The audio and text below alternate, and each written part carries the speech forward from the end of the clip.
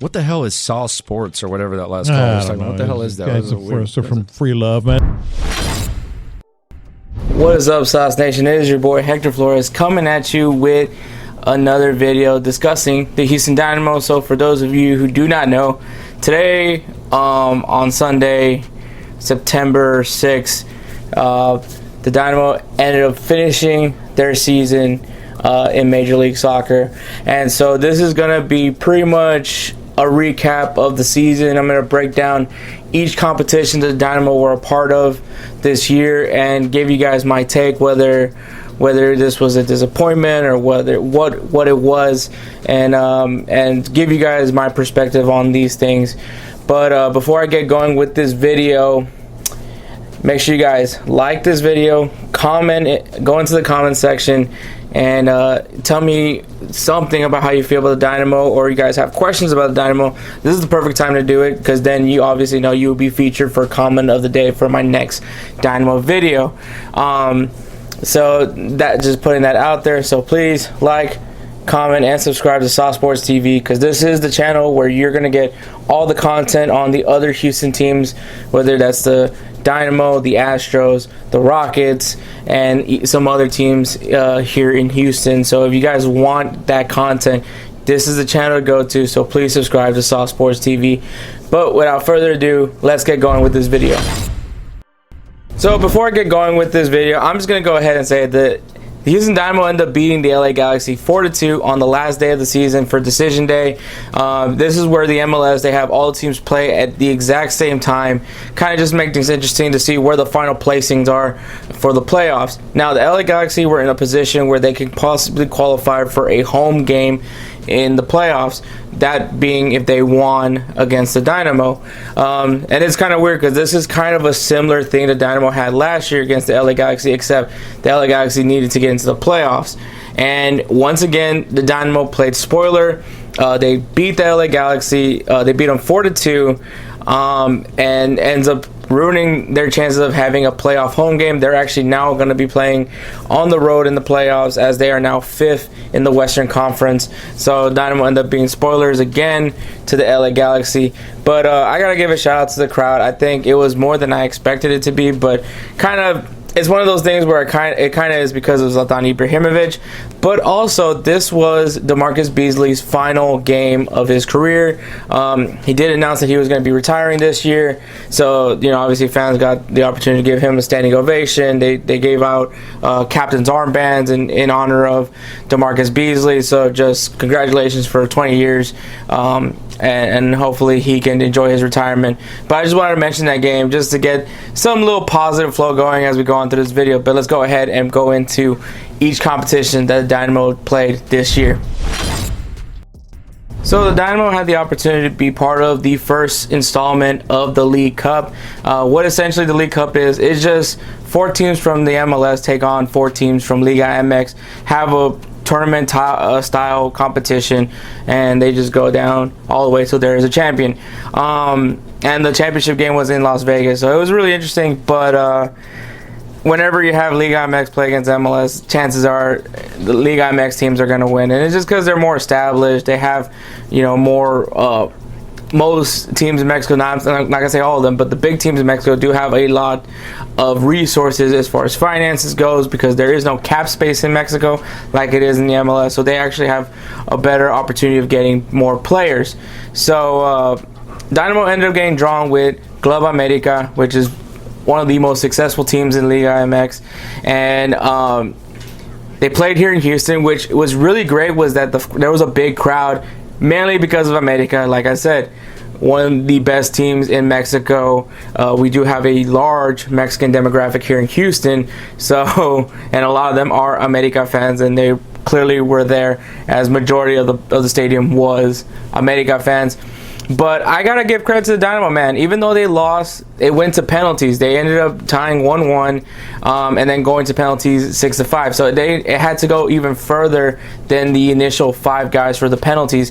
So I gotta give credit to the Dynamo. I didn't really go into this tournament thinking they were gonna win this one, because of the fact that they were first team they're paired off with is America, and they end up not disappointing me. I mean, yes, a loss isn't the greatest thing in the world, but to go toe-to-toe with one of the best teams in Mexico does give some credit to where credit is due. So I'm not necessarily disappointed in this result. This is just a small minor tournament.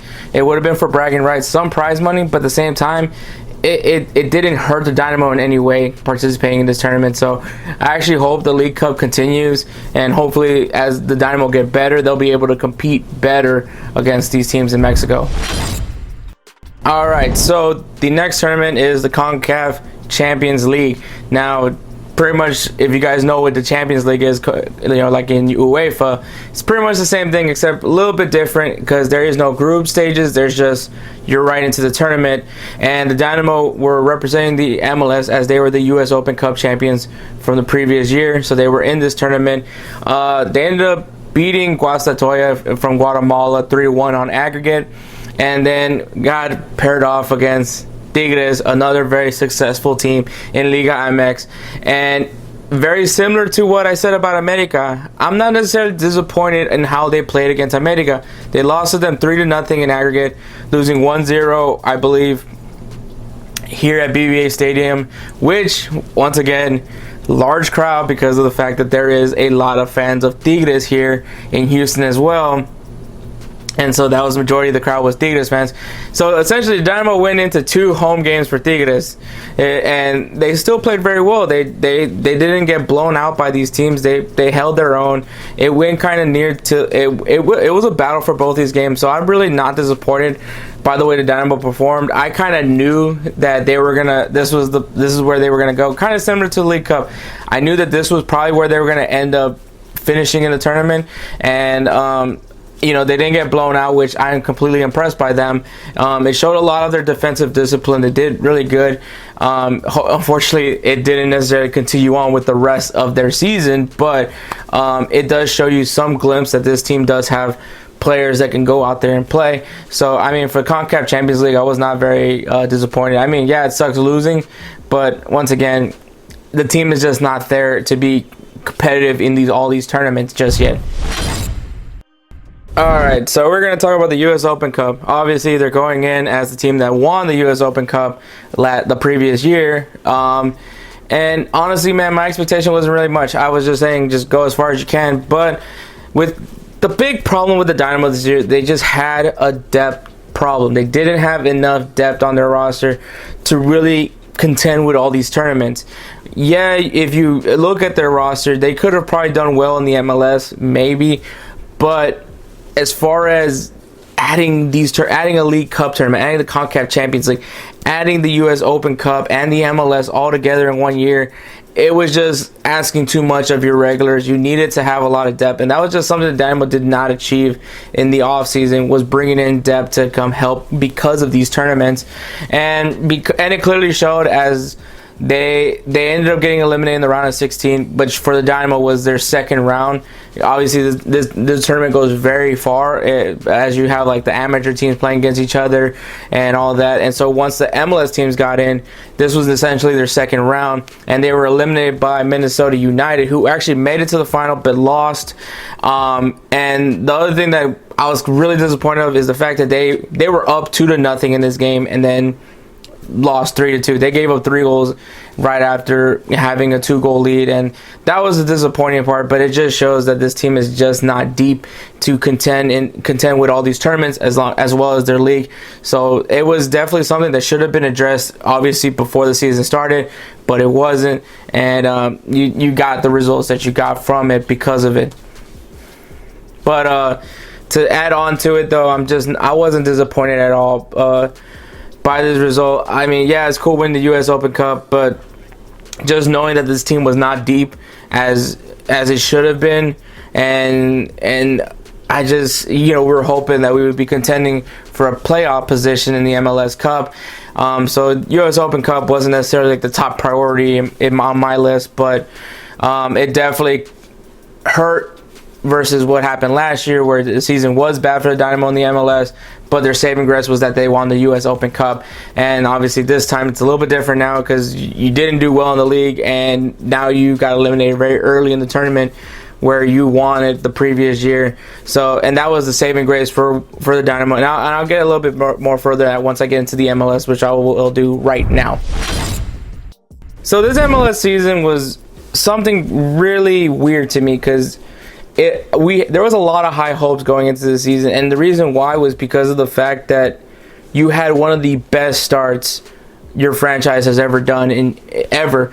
And so it was looking like Dynamo were going to be this team to beat. Like, this was going to be one of the top teams in the Western Conference, contending with the likes of LAFC, the Seattle Sounders, the LA Galaxy. You know, like, they looked like they were going to be a good team with a solid back line and attack with pace, but the attack just never came to be. And because of the fact that the attack was just not being able to distribute, the midfield was just not there to distribute the ball as well, it put more pressure on the defense, and the defense made mistakes. And this was something that I said a lot on my channel when I was talking about the Dynamo games. The defense was not the problem. It was just those small slip-ups, that one little slip-up that could have easily have been ignored had the attack had possession of the ball and scored goals, and that wasn't the case. So a lot of the reasons why the Dynamo had a goal differential of -10 is just mainly because of the fact that they were exploited in certain moments where the defense just couldn't help. And the defense really did carry the Dynamo a lot this year. It just never, obviously you wouldn't know because of the fact it was a losing record, but it was just those small slip-ups. It was a slip-up that cost the games a lot of the time. And like I said, all of those things could have been avoided had the attack actually put pressure on the opposing teams. And that was something that we were waiting for the Dynamo. We finally had a defense. We always knew we had an attack with Albert Feliz, Romel Kyoto, and Mauro Manotas. And this year they were just wishy-washy. Romel Kyoto was at the point where he ended up losing his spot in the starting lineup. Mauro Manotas looked like he was going to still be pretty decent, and obviously getting that big contract extension, you would think he would. And then Albert Feliz became wishy-washy, and then things just got even worse when he went to the Gold Cup, as he was, playing with Honduras and not with the Dynamo, which ended up hurting the team even more. But let's just get going with this. So the Dynamo ended up finishing 10th place in the Western Conference, and with a record of 12 wins, 18 losses, and 4 draws. And a lot of this, it's just crazy to think, as the team started off so well and they just kind of fell apart right after, and then it led to the firing of Wilmer Cabrera.